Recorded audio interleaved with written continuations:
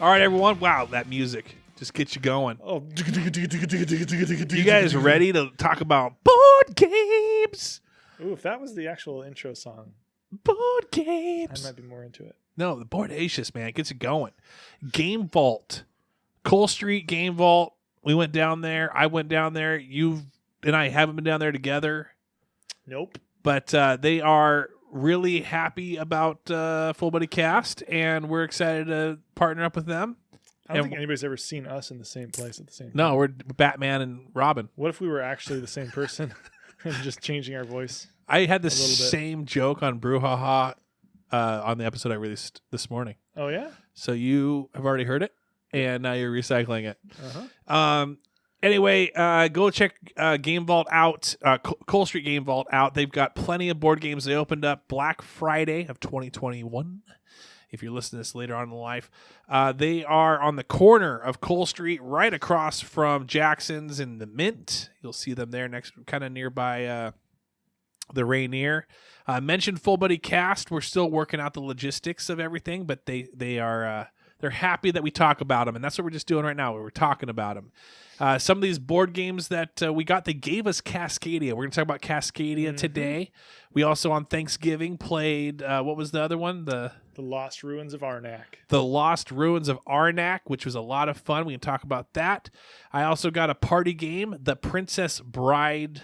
What is it called? Exactly. It's the You Killed My Brother. You Killed My Father. Prepare to Die.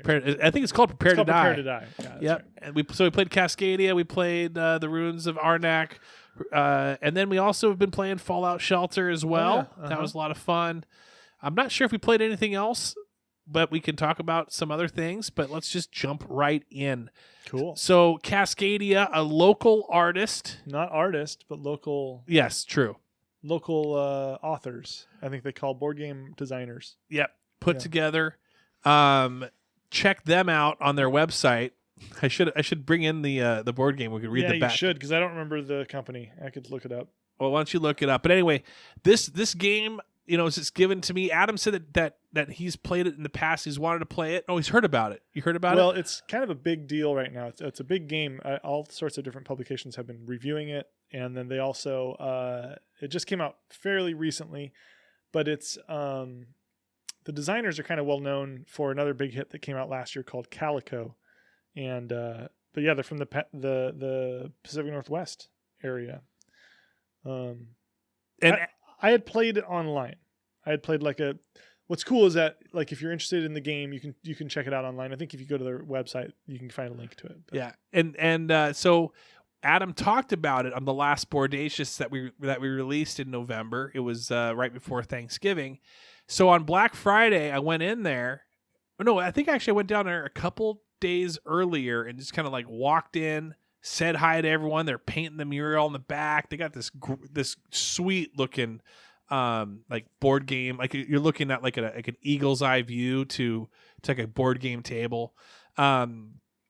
Anyway, Chad comes up to me, the owner, and he comes up and goes, "Hey, we listen to the podcast." Actually, I think his wife listened to it and came up and said, "Hey, we listened to the podcast. I listened to the podcast.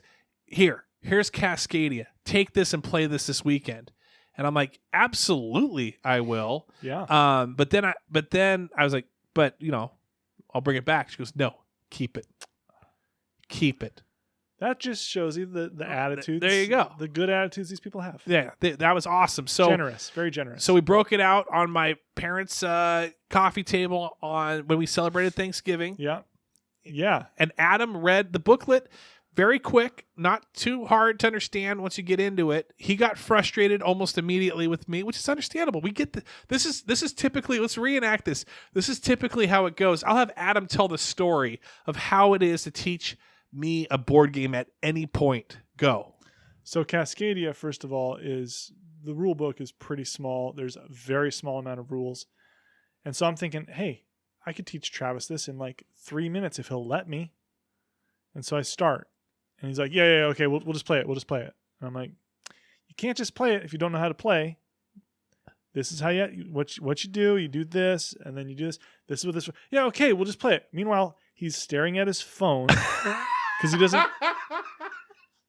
he's not really caring to listen at all. He just wants to do whatever he's doing on his phone, which is probably social media reading, and then just get the game going. And Here's it's like, the well, thing. you can't play the game if I'm not. And then he's like, I'll just learn it as we play. Exactly. Right, but what does that actually look like? It looks like as an abstract thought. That sounds amazing, but board games are not video games. You're lucky I knew how to play the game. If I didn't, what would you do? You'd sit there and be like, I'll just learn it by playing it. And then you start like flipping things around. Oh, it's a tiddlywink game.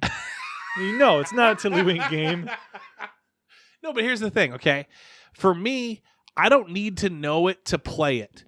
Oh my gosh, yes, but I do need you to know it to play it. No. What I'm saying is, for my first go round, let's just get this stuff out. Let's touch it. Let's smell it. Do you understand? Like, okay, listen. If I just tell you up front, whether I'm telling you up front or whether I'm telling you while we're playing, it's the same thing. So if we're playing, you're going to be like, okay, so what do I do? And then I'll say, okay, so there's these 4 options. You choose one of them. Right. Okay, and then what? Well, you take this thing, you try to line it up because the more you can connect, the more points you'll get. Okay. And then what? Well, you could either before or after doing that, you could place this little animal disc on here on a space that will allow for it. Okay, and then what? No. But none of that would actually happen. That's the best case scenario. What would probably happen is you'd go, okay, what do I do? And I say, okay, Travis. There's these 4 Travis. There's 4 options. You choose one. Yeah. And then you'd go for like 2 of them. Right. You're on your phone right now. Yeah, that's because I'm pulling stuff up because I made notes on this. But keep going. Anyways, so all it is you literally have to pay attention for like 30 seconds as I teach you the rules. And then there was a time when I was looking through because I was unclear on something. I needed to know how this rule worked. And you were pushing us to start. You're like, let's just start. I'm like, okay, I don't know how this rule works. Listen. You're like, you'll just figure it out as you play. It's like, how in the world would I figure it out while we play if you don't know how to play? Okay. And if I don't know what the rules actually say. Let's take a deep breath. And then Okay. doesn't make any sense. And it was Jan, by the way, that gave me it. But here's the thing.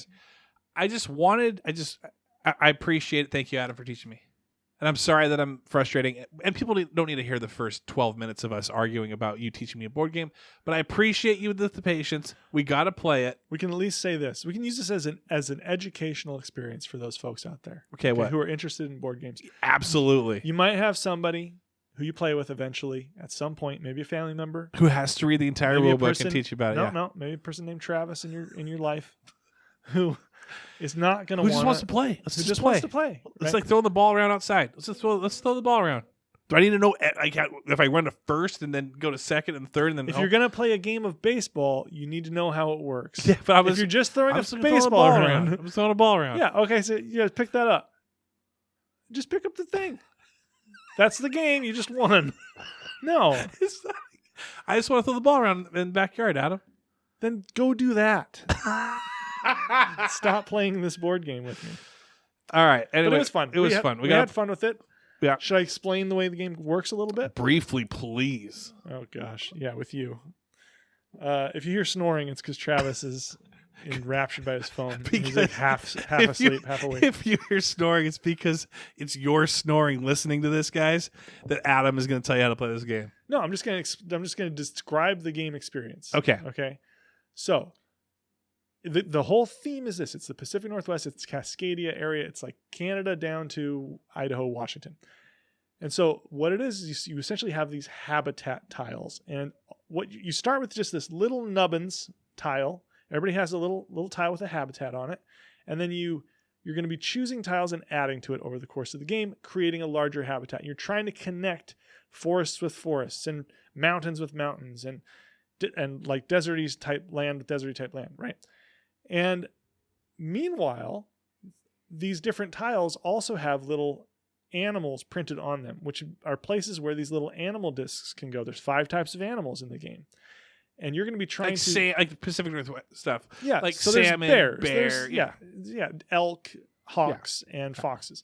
And you're going to be trying to place these out strategically to get the most points you can, because each animal is going to score differently. And what's nice is that as you play the game, different times you play the game, they can score differently every time you play, because there's a multitude of ways these animals could score. It's like a puzzle game. It's like if you get this cluster of elk, you're going to get 4 points. If you get this line of salmon, then you're going to get as many salmon plus 2. That whole thing. So most points scored wins the game. Yeah, and so the decision space is pretty simple. Basically, you're choosing among 4 options to choose 1 habitat tile and 1 animal tile. You're adding them to what you have already built in front of you, and then so that's it. You're choosing where to put them. And it's for you dumb people like me out there. Explain this to me like I'm 5, Michael Scott. What basically the habitat that you're building is just a map. It's a bunch of hexagons. It's like a hexagon. You're looking down on it. You've got mountain tiles, like Adam said, rivers or water and desert. Anyway, you're looking down on it, and so you're taking these pieces, connecting it. So you start out with like it looks like 3 of them together, and then you're just adding. Let's just play. And then they go out. No, let's just play. I just want to play. Why are you explaining this to me? Anyway, we played it. So this is how we're gonna rate it in our conversation. Okay. Replay. Well, first time playing, give it a 0 to 5. Okay. Okay. Replay value means that you want to play it again. 0 to 5. Okay. Technical, like you gotta know your rule book. Okay. Like how heavy it is. How heavy? Like you have to know everything when you first start out. You just throw the ball around. 0 to 5. Okay. Okay. And then, would you recommend this to your friends? Recommendation value. Is there one you want to add to it? Oh, art. We got to do art. We'll talk about art. Yeah. 0 to 5. Okay. So, and I want to clarify on the heaviness scale. Yeah. Because I think everything else we're rating it like 1 to 5. Like 5 is better, 1 is worse, right? But some people like games that have a heavy learning curve. Some people like all that stuff. So I don't know if we can rate that as like 1 to 5, whether or not it's easy to play or not. Because some people love the harder to play games. So does that make sense with the rating? Like rating versus saying whether or not it's heavy. Yes. So I think we maybe keep that separate. Okay. That's not a rating. All right. That sounds good. I think we should both give our own, right? We're giving our own. Yeah, okay. of course. All right. So real quick, first play round, we both played it for the first time together. So we both got to experience together for the first time. Just playing it for the first time, I would say that I'd give it a 4. And you can give like a 4 points if you want. Sure. I'm going to give it a 4 first play round. 4 just because it was. I understood it within. I think I won. That helps. Usually when I play a game, it's like I'll probably lose the first one, but I at this point grasp it a little bit more, and then I can play it again.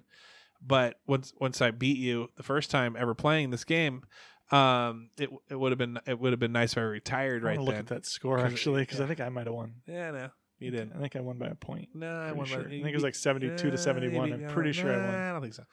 Anyway. So first time go around 4. I think for me, the first play I had of it, I would give it a 3 out of 5 because I felt like it wasn't drawing me in that much. Like it was. I probably was helping with that, like helping drive the score down for me a little bit. Yeah, maybe because I was beating you. So if I had been playing with Amber or something, and it was like my first time playing, and Amber was paying attention like a good friend and wife would, like. It probably would have been a much smoother experience. I don't know. For me, the play itself, initially, it was like I didn't see all the depth that could have been there. Mm-hmm. But we played it again. Yeah. But we're just scoring the first play. I'd say we played it again. It got a little bit more interesting the second time we played. And we were able and so we played a 2-player version and we played a 3-player. And we'll get to that in a second. Yeah. So first play round. So replay for me, replay value, again, a 4. It was great. 4 is not bad. I really enjoyed it. And I would play it again. I don't know if I could. I would play it like 2, 3, 4, 5 times in a row. I would play it again. I just don't know if I would just go back to back to back on it. So that's why I'm giving it a 4. Okay, I'd probably give it like a 4.5, closer to a 5, because it does have those different scoring methods. You can play. There's also a simplified scoring method you can play that we didn't play with. There's like a family version, and there's a lot of opportunity to sort of explore and improve in terms of how you are, I don't know, I think tactically playing or strategically playing. I think it's kind of, if you've ever played a game like tic-tac-toe, which obviously it doesn't have much skill, or like maybe a better example would be like checkers or what's in like Quattro or whatever, Quarto or Corridor. Like those games are interesting, but it's like it's always the same every time you play. But this game has those different scoring cards. It can really mix up every time you play. So I think it's pretty high. I like that. Okay. Next one would be, let's go to the art aspect. Let's just move to the art. So art for me, I liked it. I liked the box cover. The box cover was sweet, kind of drew you in, made you want to play it. And then when you get into it, kind of kept the same tones, same type of colors. I like salmon was pink and bears were brown and elk was light brown. And so I'm going to give that also. I'm just another 4. I liked it. 4s across the board for you so far. Fours across the boards. I think for me, the art's got like about a 3.5. I think it's like really easy to see what's going on, easy to read, easy to tell apart the different animals. So that's really nice. Like functionality, really good. The actual like, I don't know how exciting it looks. It's not that exciting looking of a game. So I mean, the art's good. It's serviceable. It works. Let's change it to strategy wise. Is it heavy strategy, light strategy, mediums? For me, yeah. I like the dual strategy going. You're trying to build your puzzle piece, so to speak. You're trying to build your line or whatever for whatever animal, but you're also trying to group the types of landscape together. That was fun. I focused on landscape the first game and a little bit of the. You were in the salmons. You were all about the salmon. Yeah. You were all about the eagles initially. Well, or those hawks? The hawks. Hawks, yeah. Part of it is you only have 4 choices per turn, and sometimes your choices are like. Well, I messed up the hawks on the second game around because I didn't realize that the edges of these things. So basically, what I'm saying is like it's not like you can get tripped up. I got tripped up on it, and I lost points that I thought I was gaining because I was just not doing it correctly. Yeah, I can see that. I think for me, like in terms of strategy, I think it's a good medium amount of strategy to where it's like you always have something interesting to sort of decide. Yeah. There's always a few options on your turn, different decisions, different choices. It makes it kind of feel like you're constantly thinking, and you're also being rewarded for good moves. Right, and it's always fun. And you're also rooting against the other person for grabbing stuff too. But you're also not totally confined. Like it's not super crunchy is a way of describing a game that's like your brain feels like it's burning and you're just doing all this math and stuff. It's not like that. Like it doesn't feel limiting. It feels like, how can I kind of make this thing work, I guess. I don't know. So yeah, it's like a 3.5 for me there. What's up? No, nothing. Keep going. That's it. And no, then we had one of would you bring it to other people? Would you invite them in? We invited your wife in. Pretty easy to teach her after that. I mean, she has listened to you a billion times. I've taught her a lot of games. I think it's pretty easy. It would be a good one to bring over to a friend's house, I think, because it's a very approachable game. I think most people, if you've played a game that is at all abstract in some way, like puzzly, or if you like putting together puzzles and stuff, which a lot of people do, I think this is the type of game that type of person would like. And so just to kind of give you a couple things, this was released 2021, so it was released this year. Brand new. Flat out games, I think. Yeah. Randy Flynn is the designer. We also have solo designer Sean Stankiewicz, artist Beth Sobel, Flat Out Games, Autoric Entertainment, board game Asdemi. So Asmodee, I think it's a 2 to 4 player game.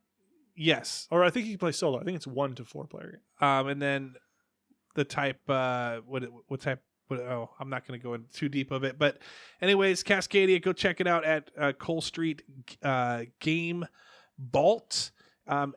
Around, they have like the cost. Probably, I think they're selling it there for about $40. So yeah, I think it's somewhere between 40 and 50. Yeah, so that'd be a fun game to bring to your holidays, or get somebody that again, it's nice to have, since this did get released this year, probably your board game buff person that you may have. Everyone has at least one. If you're buying any gifts for them this year, they probably have that on their wish list. They just don't have it quite yet, so that might be a good score for them. Yeah. So we're going to move into the next one. We got this there as well. We're going to talk about The Princess Bride, Prepare to Die. This is a quick one. Yeah. I'm going to explain this one if you don't Go mind. for it. Okay, so this one's more of like your apples to apples or your cards or against, what's the humanity? Cards Against Humanity. Against Humanity, where there's one topic, there's two decks of cards. One is a topic or a theme, while the other one are what you would probably play in hopes you would gain points by it matching very well with that theme. For instance, let's say that you're playing apples to apples and the thing was football, and you're like, well, I know whoever's reading this is a big Seahawks guy, and I got Russell Wilson. I'm going to put Russell Wilson. I'm going to put my Russell Wilson card that I have in my hand, and you're going to hope that you win it that way. So with this one, though, the famous line, Princess Bride, of Princess Bride is you killed my, hello, my name is Inigo Montoya. You've killed my father. Prepare to die. And the way this game is played, you play this with a group of people. Everyone gets their own cards. Is the theme or the first card comes out, and this is what you're going to play off of.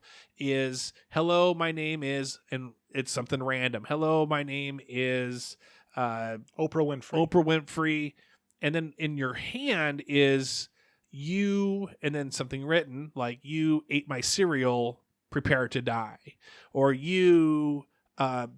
Fender bendered my car, prepare to die. Something funny, something light. You stole my cookies. My farts. You stole my farts. Yeah, but they had right out of my butt. They got some goofball ones.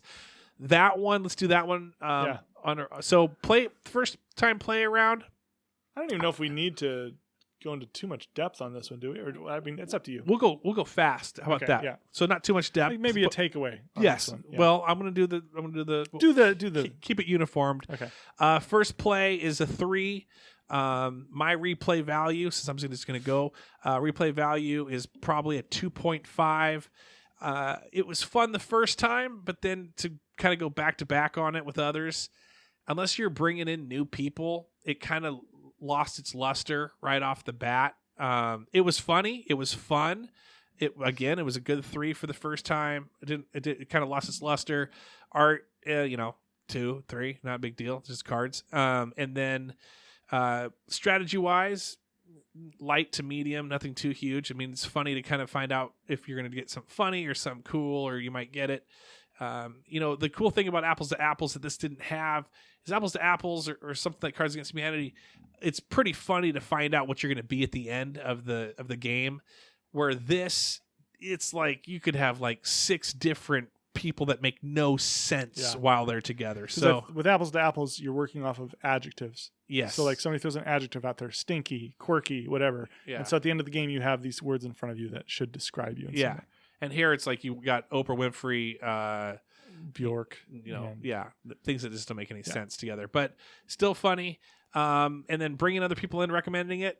I'd recommend it if you're looking to kind of like play one game, a couple of games. Bring it to like a get together, because the novelty of playing Princess Bride is probably the big thing here. I wouldn't play this if it wasn't for the Princess Bride. So anyway, there you go. Yeah, I think this is actually based off. It's basically a reskin of an existing game that they just kind of added Princess Bride style stuff to it. Yeah.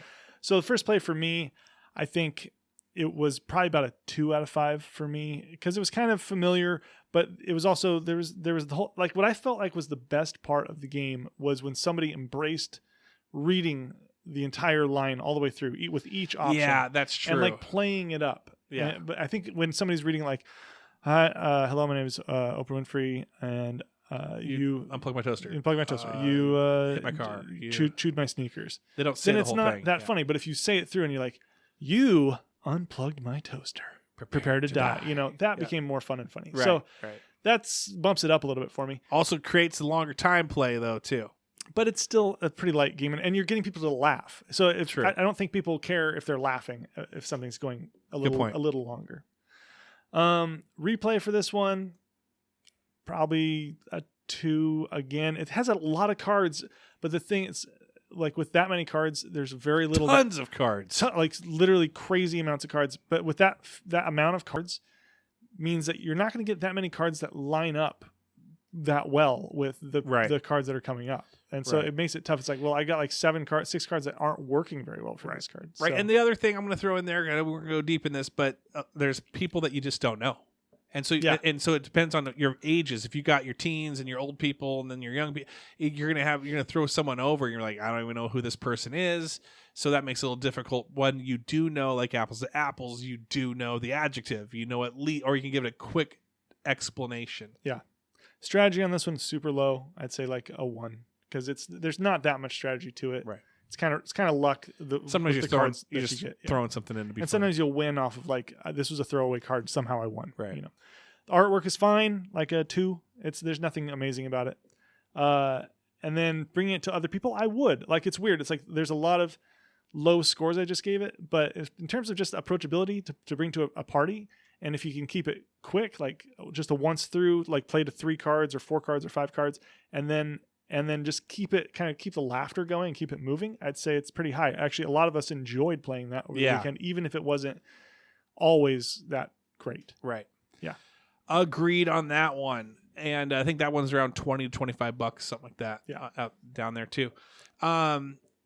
Also, let me throw a little Game Vault thing out. Adam, why don't you do a little research on the ruins of while I do this promo at Board Game or Coal Street Game Vault. So I got the tour on that. That was a lot of fun.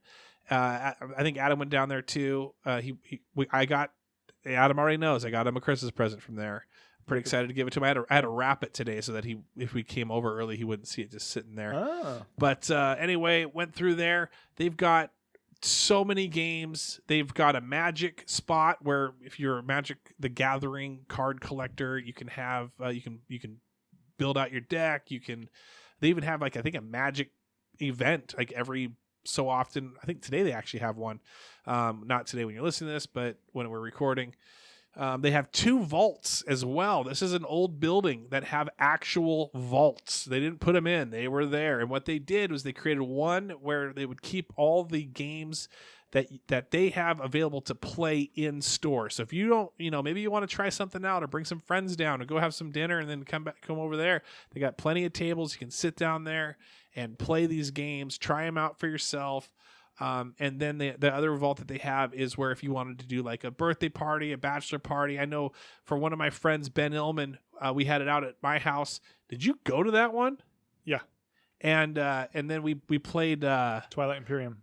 No.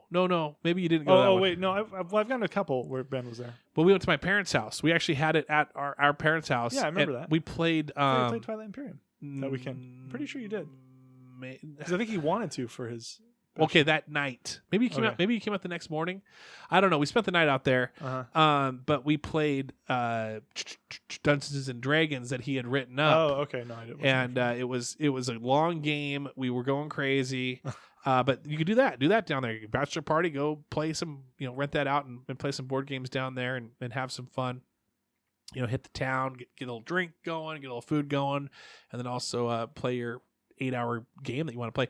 Open till 10, I think, every day, I want to say, as of now. That's right. Might get revised. Who knows? Don't quote me on that. Check the website or Facebook page and join it. And then when you go there, please mention Full Booty Cast. Do it right now. All right. So, Adam, the ruins of... The Lost Ruins of Arnak. I'm going to give a quick rundown. It's by designers Min and Elwin. I believe this is the first game they designed. And I believe they're a married couple. It's put out by Czech Games Edition, CGE for short. I believe they're all based out of Czechoslovakia, I think. And yeah, it's kind of one of the big hits from last year or this past year. It's a big deal of a game. I think you can get it for around $50 right now. It might be more in stores, but I think online with shipping and all that, I think you're spending $50+. But yeah, so this was a game that I've been interested in for a while, and I just had picked it up, or I think I ordered it online. It was on sale. I got it about a week and a half ago. It came in. And when you and I saw each other this Thanksgiving, Kane was like, oh, there's a game. Yeah. Lost Ruins of... And I said, Lost Ruins of Arnak? And he goes, yeah. Yeah. So we went there on Black Friday. We walked around at the Coal Street Game Vault, and he had me take a picture of that game because like, this game looks so sweet. I want this for my Christmas present. And so there was actually it was like 3 or 4 games he wanted me to take a picture of so I could decide on which one. I was going to talk to you about it first so that I didn't just get him one that you'd think like, oh no, don't get him that. That one's not going to be too much for him or whatever. So anyway, there you go. So Lost Ruins of Arnak, the whole premise of the game is that we are explorers, Indiana Jones style. The board depicts this large area that is these lost ruins, and we are going out and trying to make discoveries and fight guardians and travel to these different locations to collect artifacts, things like tablets and arrowheads and gems, make money, all these things, so that we can then move up on this sort of research track and get bonus points through that. But it all plays out. It's interesting. So every turn you have a hand of 5 cards from your own personal deck, and everybody's deck is the same at the beginning of the game. But you have these 5 cards from a 6-card deck. You've shuffled them up, drawn 5, and then these cards have multi-uses to them. So you can use them to either move a little explorer to a location, like to travel there in order to take that location's action, which is basically going to just get you some stuff like money or something. Or you can use your card to get you some sort of a bonus of some kind. And so you're kind of doing this card management thing. You're also exploring on the board. There's some locations that are already discovered that are just going to get you your basic goods. But you can also spend some tokens, these discovery tokens that you're getting, and you can go discover these new sites that give you better things. But then these guardians come out, these big monsters. And so you're trying to defeat them, or else you're going to get these fear cards in your deck, and those can clog up your deck, and they're worth negative points at the end of the game because you're only drawing 5 cards per round, and you're always shuffling your deck, and so you might end up with like 3 fear cards in your hand at the beginning of a round, and you can't really do much with that. So there's this interesting thing about trying to avoid it or get rid of fear cards, trying to use your cards correctly or wisely.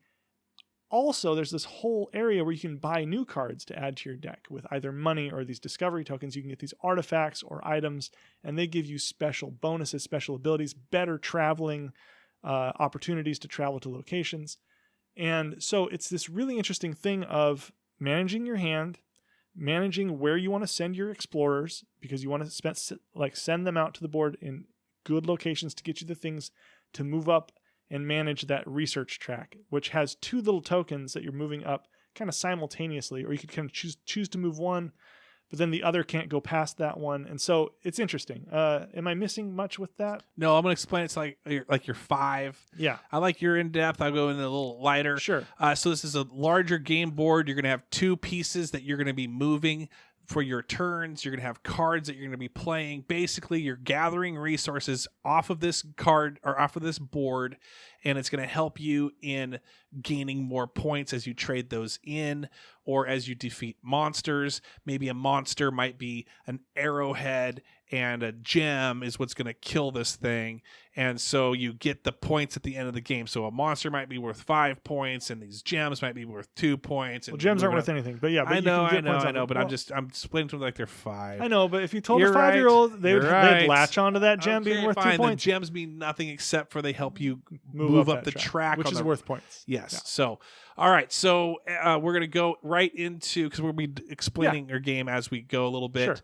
Sure. So first play round was easily for me a 4.5. I mean that. What? Yeah, the first play was for you. For me was I felt like that. So our first game was the 4 of us with Kane. Yeah. And you were half involved. I was half involved. And here's why, guys. I have to disengage or else I'm going to punch somebody in the face if they're going to take forever. Adam is not that slow. Adam's decent. There's some other people that were playing with us. Shout out my brother-in-law. Really cool, actually, time for him to come and play with us. Very surprised. That was such a surprise that he got that into that game. I agree. He was into it. He actually came out this weekend. I wasn't even thinking. I could have taught him a board game. I could have taught him a few acres of snow. He actually was at my house for like 8 hours on Saturday. I should have broke that out. But you left that with me. I have it. Oh, yeah. Sorry. I have to get that to you. Anyway, so I had we had a great. So when people are sitting there. the reason I like chess is because I'm sitting there and I know what I'm going to move, and I know what I'm going to move in like 2 moves from now. I like that. And so when some people are taking, and not that they're dumb, they're smart. They're doing their own chess match in their head. They're seeing if they go here, they go there, they go here, they go there. That gets too much for me. So I had fun playing it, but I have to disengage. I have to listen to music. I have to go on Facebook, that whole thing. So 4.5, first time play. What was your first?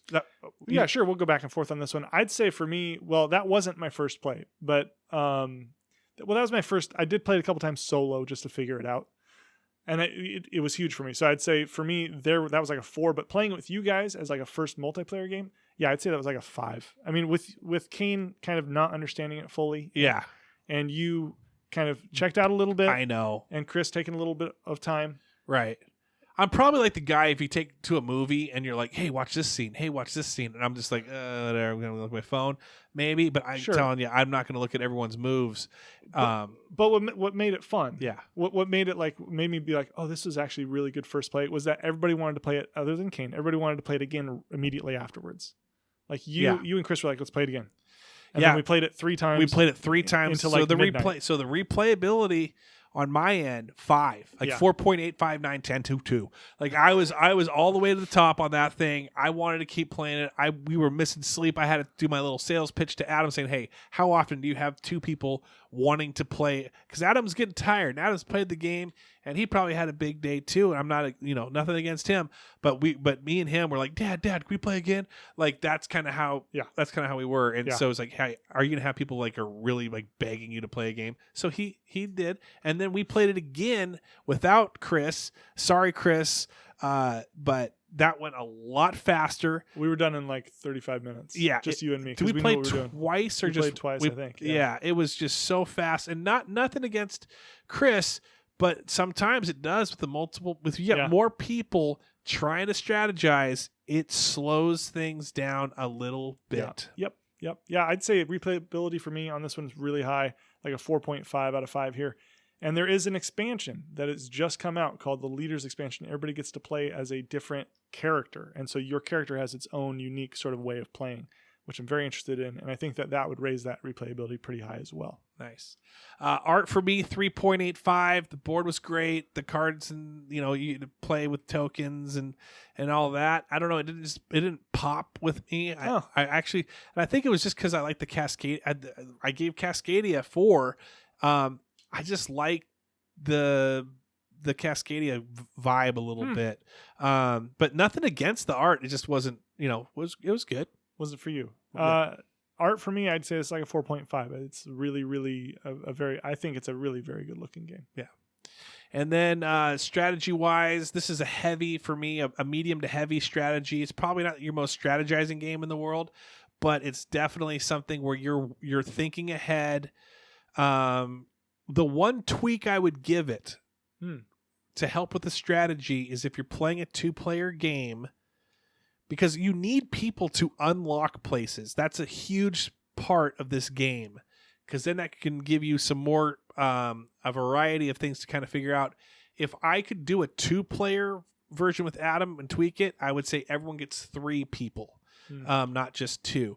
I understand having 3 people having 2. I think you keep it that nice 6 in a sense. So then you can unlock a little bit more. You can gain a little more, and it might actually make it go a little bit faster because you're not mulling over your only 2 choices. Yeah, I would maybe do something similar to that. I don't know if I'd go 3 workers, but I would do maybe every 2 rounds or maybe every round, maybe first, third, and 5th round. It's a 5-round game. Yeah, you'd bring out a new location in certain areas with a monster on it. So if you did want to go there, you do have to try to fight that monster or get a fear card. But it opens up a new spot. Yeah.